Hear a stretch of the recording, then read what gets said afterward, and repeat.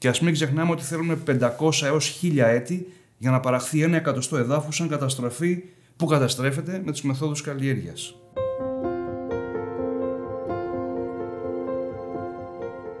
Η γη αναγεννάται με ένα πάρα πολύ απλό τρόπο. Να σταματήσουμε να κάνουμε ό,τι κάναμε μέχρι τώρα. Υπάρχει θέμα από την πολυκαλλιέργεια, αρχίζει και δυσκολεύει η γη.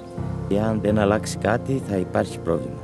Η αναγεννητική γεωργία είναι μία μορφή γεωργίας η οποία αναδομεί όλο το έδαφος και την ικανότητά του να παράγει τροφή.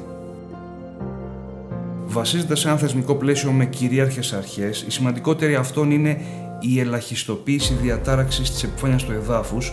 Πρακτικά σημαίνει ότι δεν σκάβουμε ή σκάβουμε υπό προϋποθέσεις που τις προσδιορίζουμε με ακρίβεια.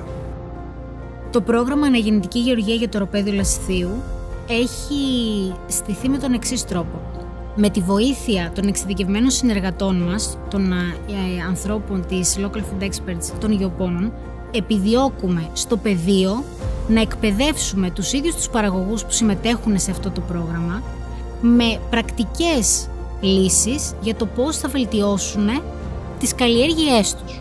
Δυσκολίες από τους αγρότες, από τους ανθρώπους που ασχολούνται με τη γη παρατηρούνται πρώτα στην αντίληψη. Διότι οι πρακτικές οι οποίες ακολουθούσαν είναι κάποιες πρακτικές οι οποίες πρέπει να αλλάξουν. Δηλαδή είχα την περιέργεια να δω αν πραγματικά μπορείς να καλλιεργήσεις με τον τρόπο αυτό που λέγανε και αν έχεις και ένα αποτέλεσμα το οποίο να είναι ουσιώδης, ας το πούμε έτσι. Κάτι που αρχικά είχα πει ότι τι χωράφι να κάνεις χωρίς φρέζα. Είναι μια αλλαγή νοοτροπίας καθαρά. Καλό είναι να επεμβαίνεις όταν κάτι αρχίζει να γίνεται πρόβλημα. Θέλουμε να βρούμε τρόπους λύσης που να αναγεννήσουμε τη γη, τον πλανήτη μας.